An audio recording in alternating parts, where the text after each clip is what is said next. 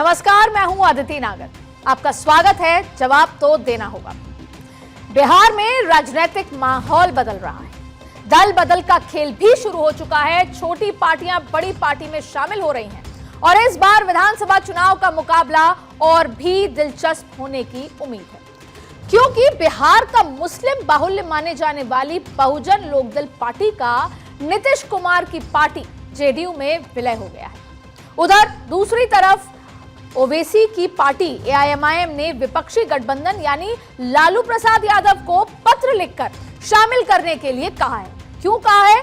क्योंकि उन पर एक तमका लगता आया है कि वो एनडीए की जो है बी पार्टी है और इसीलिए पत्र भी लिखा।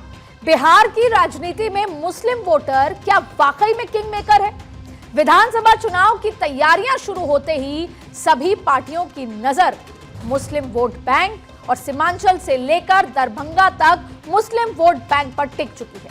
आंकड़े ये बताते हैं कि बिहार में 17.7% आबादी मुस्लिम की है और लगभग 60 सीटों से ज्यादा ऐसी सीटें हैं जहां पर मुस्लिम वोट बैंक निर्णायक भूमिका निभाते आए हैं। तो सवाल यह है कि क्या मुस्लिम वोट विकास और शिक्षा के मुद्दे पर वोट करेंगे या एक बार फिर धर्म के नाम पर वोटों का ध्रुवीकरण जारी रहेगा? एआईएमआईएम जैसी पार्टियां मुस्लिम वोटों को काटेंगी या फिर महागठबंधन को एकमुश्त समर्थन देंगी? लेकिन एआईएमआईएम ने एक पत्र लिखकर गठबंधन में शामिल करने की अपील भी कर दी है और सवाल एक कि क्या एनडीए को इस बार मुस्लिम वोटर मौका देगा? तो इन्हीं सवालों के साथ इन्हीं का जवाब मिलकर ढूंढेंगे आज के इस खास बहस में। और मेरे साथ कई खास मेहमान यहां शामिल हैं, उनसे भी बातचीत करेंगे। लेकिन बिहार की राजनीति में चुनावी चौसर बन चुकी है, तैयार हो चुकी है और जिसमें सभी की नजर जो है वो है मुस्लिम वोट बैंक पर। और वजह क्या है? 17.7 वोट बैंक। और जो ईवी जो सबसे एक्सट्रीमली बैकवर्ड क्लास जो वोटर माने जाते हैं वो हैं 36%, जो ज्यादातर स्विंग वोटर के लिहाज से माने जाते हैं, लेकिन लंबे समय से नीतीश कुमार को वो वोट करते आए हैं। तो इस बार सवाल ये है कि मुस्लिम वोट बैंक का क्या रुख रहेगा। शुरुआत करेंगे, हमारे साथ बहुत सारे गेस्ट मौजूद हैं। राकेश पोद्दार, प्रवक्ता बीजेपी मौजूद हैं और इस बीच में एक बाइट सुनेंगे, रुकते हैं। ओवैसी साहब मूलतः में उनका बेस हैदराबाद में है। उनके चुनाव लड़ने से क्या होता है नहीं होता है ये ओवैसी साहब भी जानते हैं, उनके सलाहकार भी जानते हैं। अगर आपकी मंशा है कि बीजेपी की अधिनायकवादी चरित्र को शिकस्त दी जाए तो कई दफा चुनाव ना लड़ने का फैसला भी उसी तरह का फैसला होगा। मुझे उम्मीद है उस पर विचार करेंगे। ओवैसी साहब उस बयान पर जरा आप टिके हैं कि नहीं, कि आपने कहा था कि 4 मेरा एमएलए तोड़ा है, हम 40 ले आए। लेकिन आपको राष्ट्रीय जनता दल और इंडी गठबंधन का अंदरूनी मामला है, लेकिन परिपाटी तो रही है, ये सर्वविदित रहा है कि बिना कुछ दान और जकात के मुस्कुराता नहीं है राष्ट्रीय जनता दल। लगातार आरोप प्रत्यारोप और एक पार्टी से दूसरी पार्टी का जाने का सिलसिला शुरू हो चुका है। इस साल के नवंबर में बिहार में चुनाव है, लेकिन राजनीति जो है बिहार में अपने चरम पर पहुंच चुकी है। हमारे साथ राकेश पोद्दार साहब, प्रवक्ता बीजेपी मौजूद हैं, ज्योति कुमार, प्रवक्ता कांग्रेस और बादशाह आलम, प्रवक्ता आरजेडी, मनोज दास मनु, नेता जेडीयू से मौजूद हैं। आप सभी का बहुत बहुत स्वागत है। कोशिश करेंगे कि आज जो हमने मुद्दा लिया है कि मुस्लिम वोट बैंक का क्या होगा, वो किस तरफ इस बार झुकाव में नजर आ रहे हैं, कैसा वोटिंग पैटर्न रहने वाला है और फिलहाल पॉलिटिकल पार्टीज क्या सोच रही हैं। लेकिन सबसे पहला सवाल मैं बीजेपी के प्रवक्ता से पूछना चाहती हूं, क्या आपको भी वाकई लगता है कि इस बार बहुत निर्णायक भूमिका में रहेंगे मुस्लिम वोटर, और क्या इस बार किंग मेकर की भूमिका में रहने वाले हैं, और अगर ऐसा है तो बीजेपी की क्या रणनीति है?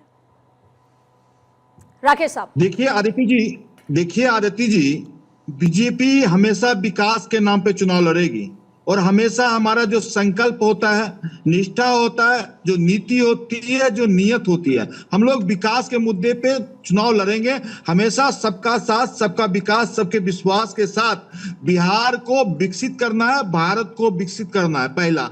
दूसरा नंबर, हमारे लिए समाज में सब एक तरह के, अंतिम पंक्ति में जितने भी व्यक्ति हैं सब एक तरह के हैं, एक बराबर में, उनके लिए हमको काम करना है। हमने कभी समाज में तोड़ने की बात नहीं की। आप देख सकते हैं कि गांधी मैदान में किस प्रकार ओबीसी साहब के द्वारा मंच पे साझा करना हो, तेजस्वी जी को मंच साझा करना हो, किस प्रकार सलमान खुर्शीद जी को मंच साझा करना हो। इनकी विचारधारा अलग है, इनकी विचारधारा धर्म में है। और उसके बाद जो वहां पे सरिया जैसे लोगों ने वहां पे एक रैली की थी, उसमें स्पष्ट रूप से उन्होंने अपने मुसलमान भाइयों से कहा कि तुम्हारा टोपी खतरे में है, तुम्हारा दाढ़ी खतरे में है, तुम्हारा मदरसे खतरे में है। आदित्य जी, हमारा आर्टिकल 25, 26, 27 कह रहा है, बाबा साहब के संविधान को कह रहा है, बाबा साहब का संविधान कह रहा है किसी को खतरा नहीं है। राकेश जी एक बार जल्दी से मुझे बस 10 सेकंड में ये बताइए कि अगर आप कह रहे हैं कि सबका साथ सबका विकास, तो फिर ये नमाजवाद और तमाम तरीके के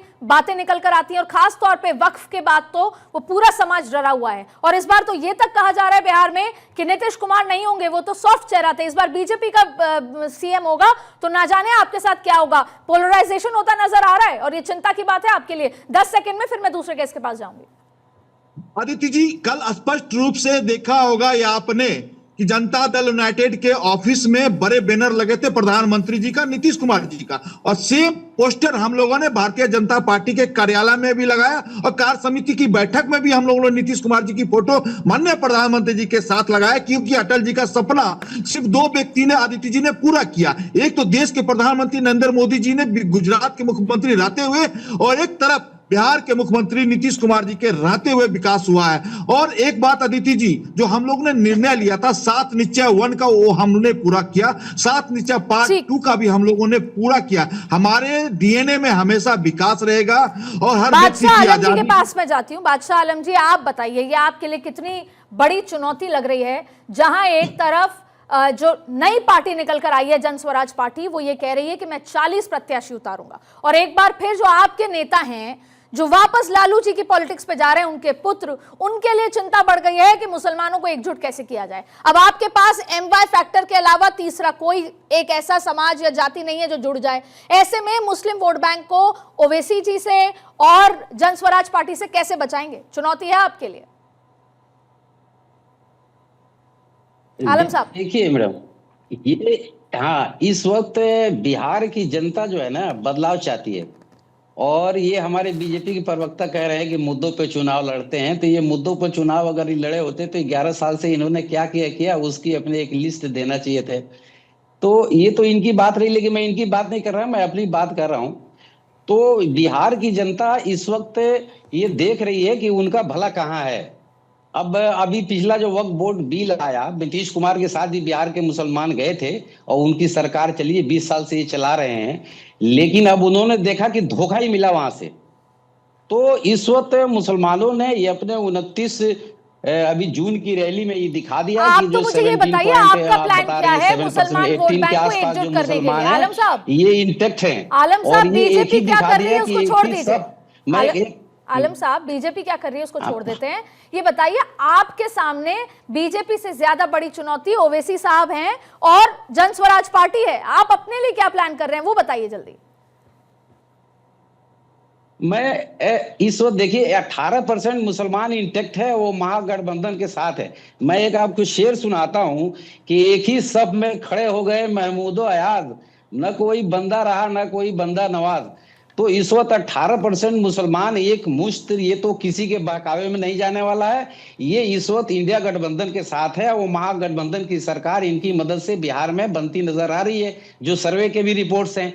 और वक्फ बोर्ड के ऊपर इन लोगों ने जो धोखा दिया है, बीजेपी ने, जेडीयू ने, एलजेपी ने, तो इनको मुसलमान छोड़ने वाला नहीं है। भाई जो हमारा मुसलमानों के साथ है वो उसके साथ मुसलमान है, जो मुसलमानों के अगेंस्ट है उसके अगेंस्ट मुसलमान रहेंगे। और ये इस बार 2025 के चुनाव में ये मुसलमान दिखा देगा कि बिहार के अंदर मुसलमानों की हैसियत क्या है। और इनके वोट की बंटवारे की राजनीति जो लोग कर रहे हैं, तो मुसलमान कहीं नहीं जा रहा है, ये इंटेक्ट है और ये बिल्कुल महागठबंधन के साथ है। मैं राकेश जी आपके पास आऊंगी, मैं इस बीच में एक बार मनु साहब के पास जाऊंगी, जेडीयू प्रवक्ता हैं। अव्वल है वो, हमारे यहाँ कोई पार्टी में इस तरह की बात नहीं है। मनोज साहब, नेता जेडीयू, आपसे मनोज दास मनु साहब एक बात बताइए, आपकी ईबीसी वोट बैंक था, भारतीय जनता पार्टी कह रही है कि हम विकास की राजनीति करेंगे, लेकिन फिर भी शायद कहीं ना कहीं कोई डर है आपको दो तरह से, एक ये कि बीजेपी ज्यादा सीटें ना ले जाए, और दूसरा आप मुस्लिम छोटी पार्टियों को एक साथ जोड़ने की कोशिश कर रहे हैं कि आपको आरजेडी से भी थोड़ा डर नजर आ रहा है, महागठबंधन से भी। क्या प्लानिंग है नीतीश कुमार साहब की? जो महाराष्ट्र में हुआ वो बिहार में ना हो जाए, ऐसी चिंता तो नहीं है आपको?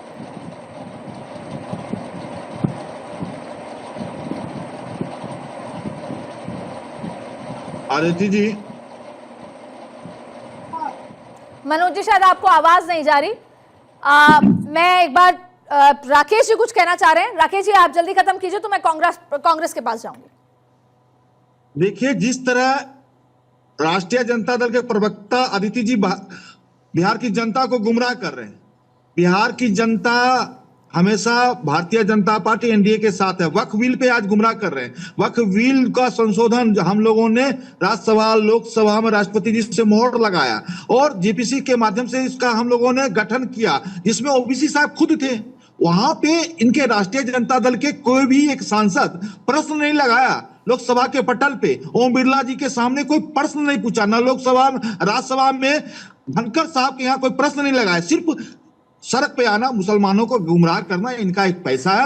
और आरजेडी ने विरोध किया या नहीं किया, लेकिन जनता बिहार में विरोध कर रही है। मुस्लिम जो कार्यकर्ता हैं और जो लोग हैं वो सड़क पे विरोध कर रहे हैं। तो सवाल ये है कि आप क्या यहाँ पर भी धार्मिक ध्रुवीकरण, हिंदू ध्रुवीकरण के साथ आगे बढ़ रहे हैं या वास्तविकता में पलायन और ऐसे मुद्दों पे कोई प्लान है? आप रुकिएगा, मैं एक बार कांग्रेस प्रवक्ता के पास जाऊंगी, उनसे समझेंगे। देखिए, कांग्रेस लगभग 40 साल से राज कर चुकी है, लेकिन अब उनके जो राष्ट्रीय अध्यक्ष है उनका मानना है कि छोटा मोटा राज्य है बिहार। अब ऐसे में आप 18% वाले मुस्लिम समुदाय के लिए क्या प्लान लाए हैं, और क्या अभी भी आप आरजेडी के कंधे पे आगे बढ़ेंगे? और अगर उससे बड़ा सवाल, क्या ओवैसी साहब को ला रहे हैं अपने महागठबंधन में? इस तरह भी नहीं कीजिए आप। हमारे देश के जो ऑल इंडिया कांग्रेस कमेटी के जो प्रेसिडेंट हैं, उनके स्टेटमेंट को आप मिसकोट नहीं करें। अच्छा, आप बता दीजिए क्या स्टेटमेंट था, आप बता दीजिए एग्जैक्ट वर्ड टू वर्ड। उनका स्टेटमेंट एक तो चूंकि उनका कर्नाटका कन्नड़ भाषा है तो उसमें आप समझ नहीं पाए और उसको फिर से आप चलाएं। वो छोटे राज्य की बात नहीं कर रहे हैं, वो छोटे राष्ट्र की बात कर रहे हैं, और उसको आप लोग एजेंडा बनाकर, ये तो और बड़ी बात है साहब, छोटे राष्ट्र की बात। आप ये मान रहे हैं कि कांग्रेस में साउथ से नहीं होना चाहिए, नॉर्थ इंडिया से होना चाहिए राष्ट्रीय अध्यक्ष, सो दैट वो बोली ठीक बोल पाए, ये कहने का मतलब है? क्या सवाल कर रही हैं आप? क्या एंकरिंग कर रही हैं आप? किस विषय पर जा रही है? क्या कर रही हैं आप? कांग्रेस की दिक्कत है नाराज होने की। क्या कर रही हैं आप? साउथ से क्या लेकर आ रहे हैं कि साउथ की लैंग्वेज है इससे नहीं बोल पाए? क्या कर रही है? या आपने बात नहीं सुनी मल्लिकार्जुन खड़गे की? बैठी हैं आप? आपने मल्लिकार्जुन खड़गे साहब की बात नहीं सुनी? आप मुद्दा बताइए ना, मुस्लिम वोट बैंक के लिए क्या प्लान है आपका? मुस्लिम वोट बैंक के लिए क्या प्लान है आपका? और बैठकर उनके स्टेटमेंट, मुस्लिम वोट बैंक के लिए क्या प्लान है मल्लिकार्जुन खड़गे जी का? राष्ट्र की बात की, आप उस राष्ट्र को राज्य बताते हैं। किस तरह की एंकरिंग एक काम कीजिए ज्योति कुमार जी, आप डिबेट के बाद घर जाके एक बार सुनिएगा क्या कहा। आप डिबेट के बाद घर में जाइए, आप अपने ऑफिस में देखिए, सुनिएगा, कोई बात नहीं, आप तो अपना प्लान बताइए। अगर उन्होंने राष्ट्र बोला है तो कल से आप एंकरिंग छोड़ दीजिए और आप भी प्रवक्तागिरी छोड़ दीजिएगा। समझ गए आप भी छोड़ दीजिएगा। आप पहले ये बताइए कि मुद्दा क्या है, आपकी प्लानिंग क्या है, या आरजेडी के कंधे पे ही हैं आप? एंकरिंग छोड़ दीजिए, जर्नलिज्म छोड़ दीजिए आप, और एजेंडे की तरह आप बैठिए। आप हो गया आपका? राज्य बोलती हैं आप। आपका टाइम पूरा हुआ, किसी और के पास जाऊं या आप बताएंगे आपके लिए क्या प्लान है बिहार के लिए? आपका बिहार के लिए कोई प्लान है? बिहार के लिए कोई प्लान है? कहाँ लेके जा रही है जर्नलिज्म को आप? बिहार के लिए कोई प्लान है? मत जाइए आप। बिहार के लिए कोई प्लान है? ऑफिस में बैठकर अपने रिसर्च के लोगों को बोलिए कि आपको वो स्टेटमेंट मनोज जी, इस बार आप तैयारी, आप रिसर्च करके नहीं आए तो आपको लगा चिल्ला चिल्ली बेस्ट ऑप्शन है, किसी भी डिबेट में जाएं और चिल्ला चिल्ली करें, ये सही है? ऑप्शन है। आप गलत बात करेंगे एजेंडे की तरफ। आपके पास है कोई एजेंडा बिहार के लिए? आपकी बात नहीं सुनेगा। अगर आप इतना बड़ा ठीक है, मैं आपके मित्र से क्रॉस चेक कर लेती हूँ। राकेश जी क्या है, मल्लिकार्जुन खड़गे जी ने क्या कहा बिहार को लेकर, बता दीजिए एक बार। ज्योति जी क्या कहा? खड़गे साहब ने स्पष्ट रूप से कहा कि बिहार छोटा राज्य है, बीमारू राज्य है। अभी इनके प्रवक्ता राष्ट्र को कहते छोटा राष्ट्र। अरे हमारा देश साहब स्वर्ण अक्षरों में हमारा देश का इतिहास लिखा जाता है, जहां से गुरु गोविंद सिंह जी, जहां से महावीर, जहां से बुद्ध जैसे लोग आए, उनको छोटा राज्य कहते हैं। अरे शर्म कीजिए। और आज आप कहते हैं, आपने देखा होगा जी लोकसभा के चुनाव में इन्होंने दक्षिण भारत उत्तर भारत को कहा, यानी भारत को भी बांटने की बात करते हैं। कोई नहीं, राकेश जी काम करते हैं, उनके इंडिया गठबंधन के साथी हैं मेरे साथ आरजेडी के, उनसे समझ लेते हैं। मैं आरजेडी प्रवक्ता साहब के पास जाऊंगी। आलम साहब, मल्लिकार्जुन खड़गे जी ने जो कुछ भी कहा, क्या उससे इंडिया गठबंधन की जो राजनीति बिहार में चल रही है वो अफेक्ट तो नहीं हो जाएगी? मुस्लिम वोट बैंक, बिहार की जनता नाराज तो नहीं होगी? हम 243 सीटों पर बड़े मुस्तैदी के साथ और एक साथ बड़े कोऑर्डिनेशन के साथ हम इलेक्शन लड़ रहे हैं, लेकिन इसकी घबराहट ये बीजेपी में है कि जिस तरह का डिसिप्लिन इन्होंने देखा इस पार्टी के अंदर, तो ये घबरा गए। अब इनको ये लगा कि इनकी विदाई होने वाली है बिहार से नीतीश कुमार जी की, और बीजेपी इनके कंधे पर अपनी जमीन बना रही है, तो इन्होंने देखिए ये वो चीफ इलेक्शन कमीशन को इंक्लूड कर लिया कि जो इन्होंने अभी वोटर लिस्ट का ये जो सर्वे करवा रहे हैं ये, तो ये क्या आदित्य जी, मैं आपसे पूछता हूं कि क्या एक महीने में ये 8 करोड़ लोगों की वेरिफिकेशन ये इलेक्शन कमीशन कर सकती है? क्या ये पॉसिबल है? मैं आपसे ये सवाल जानना चाहता हूँ, बीजेपी के प्रवक्ता से ये सवाल जानना चाहता हूँ। इस बीएलओ में, बीएलए में कितने लोग लगाए गए? हमारे तो सुनने संज्ञान में ये भी आ रहा है कि आलम साहब एक बात बताइएगा, आलम साहब मुद्दे से भले ही भटक रहे हैं, इसको इलेक्शन कमीशन को दुरुस्त करने के लिए। ठीक है, अब ये संघ के आलम साहब सुनिएगा, आलम साहब ट्रेनिंग आज हम मुस्लिम समुदाय और उसके प्लान पे बात कर रहे हैं, लेकिन क्योंकि आपने बात शुरू की है, अगर इलेक्शन कमीशन कोई काम करना चाहती है, बीजेपी के प्रवक्ता बताएं इसको। ठीक है आलम साहब, जब इलेक्शन कमीशन से हम कोई सवाल पूछ रहे हैं तो ये बीजेपी अपना उछल के आके जवाब देती है। क्यों भी इतना भी इलेक्शन कमीशन को प्रोटेक्ट करती है? भाई इनका क्या इंटरेस्ट है? अगर हमारा कोई सुबह है इलेक्शन कमीशन के ऊपर तो हमारा राइट बनता है ठीक है आलम साहब, मेरी बात का जवाब दीजिए। इन्होंने इलेक्शन में जो है आपका SIR सुनना बंद हो गया लगता है, सिर्फ बोलते हैं के बाद इनको आज ध्यान आया बिहार का इलेक्शन आया, ना कांग्रेस सुनना चाहती है ना आरजेडी सुनना चाहती है। किसी तरह से बिहार में अपना इलेक्शन जीतना चाहते हैं, जिसको बिहार की जनता होने नहीं देगी, और हमारी महागठबंधन की पार्टी भी इसके लिए बिल्कुल मुस्तैद है, ये अपने मंशा में कामयाब नहीं होंगे। ठीक है आलम साहब, मैंने आपसे इस बीच में कई सवाल और सुझाव दिए थे, आपने नहीं सुने, शायद आप तैयार नहीं है सुनने के लिए। मैं जेडीयू प्रवक्ता मनोज जी के पास जाऊंगी। हमारे साथ तमाम नेतागण जुड़े हुए हैं। मैं आपसे प्लान समझना चाहती हूं। आपका नीतीश कुमार जी का जो सबसे बड़ी ताकत थी वो एक्सट्रीमली बैकवर्ड क्लास है, लेकिन अब देखा कि कहीं ना कहीं वो मुस्लिम समुदाय की जो पार्टियां हैं, जुड़ी हुई पार्टियां, उनको शामिल कर रहे हैं। ये किस बात का डर है? ये भारतीय जनता पार्टी की ज्यादा सीटें आने का डर है, या आरजेडी से डर है, या फिर जो नई थर्ड मोर्चा बनने को तैयार है उससे डर है, जन स्वराज पार्टी से? देखिए, जदयू को किसी से कोई डर ही नहीं है। लोग अपना इधर की उधर करते रह गए। हम अपना जो हमारा काम है वो है, जिसके हमें केवल कोई अति पिछड़ा के ही वोट की हम राजनीति नहीं करते हैं। हमारे ऊपर सभी जात के, समाज का, सभी का वोट है हमारे पास। हम अपना संगठन चला रहे हैं। मुस्लिमों के बीच में भी हमारा अपना संगठन है, अपनी बात होती है, उनकी भी बात को हमने सुना है, हमारी भी बात को उन्होंने सुना है। ऐसा नहीं है कि सारा के सारा मुस्लिम जो हमारे थे, क्योंकि बिहार के मुस्लिम जानते हैं कि नीतीश कुमार का ही एक ऐसा शासनकाल हुआ कि जहां पर कभी दंगे नहीं हुए। इससे पहले जिनके भी शासनकाल हुआ है सभी में दंगे हुआ करते। मनोज जी, क्योंकि मेरे पास समय कम है, मेरे एक सवाल का बस जवाब दे दीजिए, डिबेट मुझे वाइंड अप करनी होगी। जो तेजस्वी जी हैं वो युवा के नाम पर जो मुस्लिम समुदाय का जो युवा है उसको अपनी तरफ खींचने की कोशिश कर रहे हैं। तो आप ये बताइए, मुस्लिम समुदाय का युवा जो अब विकास की खोज में आगे बढ़ रहा है वो नीतीश जी के पास जाएगा या आरजेडी के पास?